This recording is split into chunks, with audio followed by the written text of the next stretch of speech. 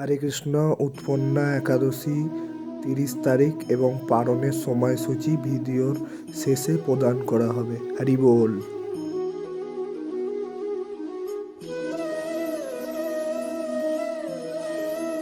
উৎপন্না একাদশীর মাহাত্ম্য। অর্জুন বললেন, হে দেব, অজ্ঞান মাসের পুণ্য প্রদায়ী কৃষ্ণপক্ষের একাদশীতে কেন উৎপন্না বলে বলা হয়, বা কী জন্যই বা এই একাদশী পরম পবিত্র, দেবতাদেরও প্রিয়, তা জানতে ইচ্ছা করি। আপনি কৃপা করে আমাকে তা বলুন। শ্রী ভগবান বললেন, হে পৃথাপুত্র, পূর্বে সত্যযুগে মূর নামে এক দানব ছিল। অদ্ভুত আকৃতি বিশিষ্ট সেই দানবের স্বভাব ছিল অত্যন্ত কোপন এবং সে দেবতাদের ভীতিপ্রদ ছিল। যুদ্ধে দেবতাদের এমনকি স্বর্গরাজ্য ইন্দ্রকে পর্যন্ত পরাজিত করে স্বর্গ থেকে বিতাড়িত করেছিল। এইভাবে দেবতারা পৃথিবীতে বিচরণ করতে বাধ্য হয়েছিল। তখন দেবতারা মহাদেবের কাছে গিয়ে নিজেদের সমস্ত দুঃখ সবিস্তারে জানালেন। শুনে মহাদেব বললেন, হে দেবরাজ, যেখানে শরণাগত বৎসল জগন্নাথ গরুধ্বজ বিরাজ করছেন, তোমরা সেখানে যাও।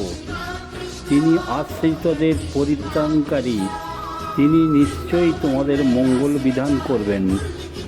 দেবাদিদেবের কথা মতো দেবরাজ ইন্দ্র দেবতাদের নিয়ে ক্ষীর সমুদ্রের তীরে গমন করলেন। জলে শায়িত শ্রী বিষ্ণুকে দর্শন করে দেবতারা হাত জোর করে তার স্তব করতে লাগলেন। শ্রুতির মাধ্যমে নিজ নিজ দৈন্য ও দুঃখের কথা তারা ভগবানকে জানালেন। ইন্দ্রের কথা শুনে ভগবান নারায়ণ বললেন, হে ইন্দ্র, এই মূর দানব কীরকম, সে কেমন শক্তিশালী তা আমায় বলো। ইন্দ্র বললেন, হে ভগবান, প্রাচীনকালে ব্রহ্মবংশে তালজঙ্গা নামে এক অতি পরাক্রমী অসুর ছিল।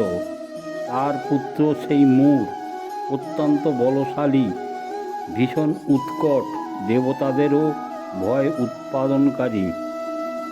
সে চন্দ্রাবতী নামে এক পুরীতে বাস করত। স্বর্গ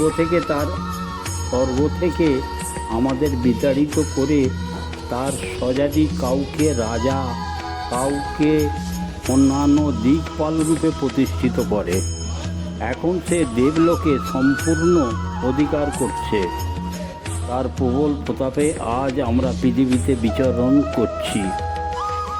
ইন্দ্রের এই কথা শুনে ভগবান দেবদ্রোহীদের প্রতি অত্যন্ত ক্রোধান্বিত হলেন। তিনি দেবতাদের সঙ্গে চন্দ্রাবতী পুরীতে গেলেন। সেই দৈত্যরাজ শ্রী নারায়ণকে দর্শন করে পুনঃ পুনঃ গর্জন করতে লাগলেন।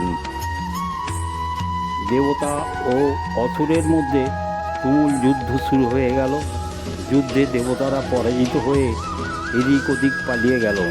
তখন যুদ্ধক্ষেত্রে শ্রী নারায়ণকে একা দেখে সেই দানব তাকে দাঁড়াও দাঁড়াও বলতে লাগলো।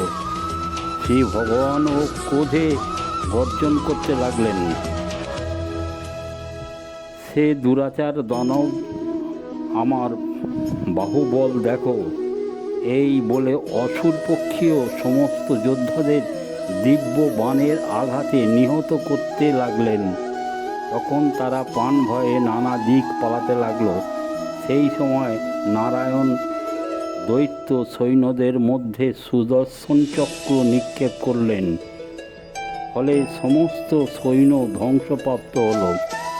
একমাত্র মূর অসুরই জীবিত ছিল। সে অস্ত্রযুদ্ধে নারায়ণকে পরাজিত করল। তখন নারায়ণের দৈত্যের সাথে বাহুযুদ্ধে লিপ্ত হলেন। এইভাবে দেবতাদের হিসেব 1000 বছর যুদ্ধ করে ভগবান তাকে পরাজিত করতে পারলেন না। তখন শ্রীহরি বিশেষ চিন্তান্বিত হয়ে বদারিকা আশ্রমে গমন করলেন। সেখানে হিংসাবতী নামে একটি গুহা আছে। এই গুহাটি এক দ্বার বিশিষ্ট এবং 12 জন অর্থাৎ 86 মাইল বিস্তৃত। 12 যোজন অর্থাৎ 86 মাইল বিস্তৃত। ভগবান বিষ্ণু সেই গুহার মধ্যে শয়ন করলেন। সেই দৈত্য তার পিছনে পিছনে ধাবিত হয়ে গুহার ভিতরে প্রবেশ করল। সে বিষ্ণুকে নিদ্রিত বুঝতে পারল। অত্যন্ত আনন্দিত হয়ে ভাবতে লাগলো, আমার সাথে যুদ্ধে পরাজিত হয়ে বিষ্ণু এখানে গোপনে শুয়ে আছে।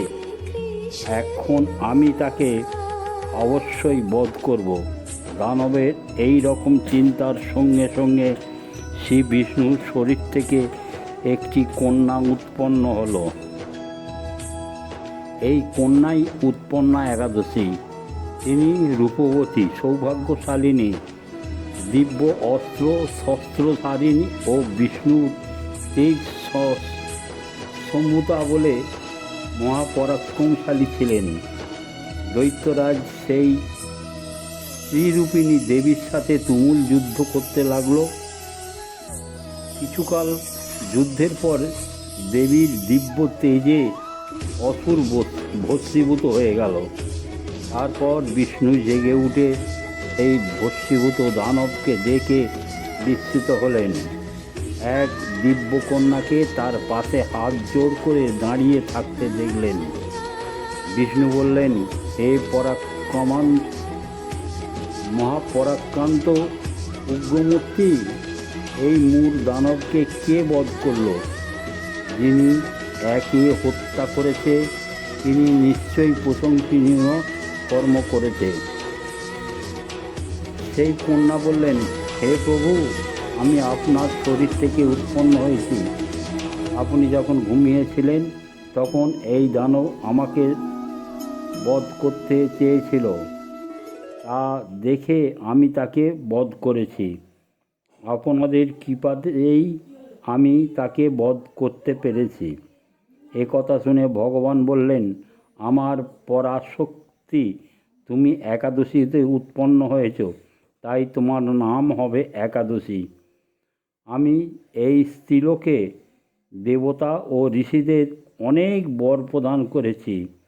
হে ভদ্রে, তুমিও তোমার মনোমতো বর প্রার্থনা করো, আমি তোমাকে তা প্রদান করব।